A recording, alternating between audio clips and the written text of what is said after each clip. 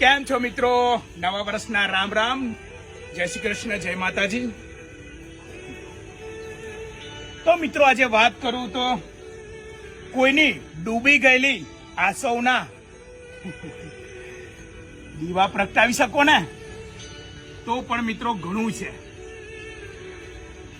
તો મિત્રો જીવનમાં નાના મોટા અવસરો આવતા રહે છે અને ઘણી પણ સંઘર્ષ પણ કરવા પડે છે.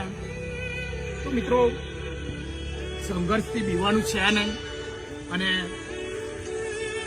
જેમ અંધારા પછી સવાર થાય છે, દિવસ ઉગે છે, એમ તમારા જીવનમાં પણ સંઘર્ષ પછી સફળતા તમને જરૂર મળશે.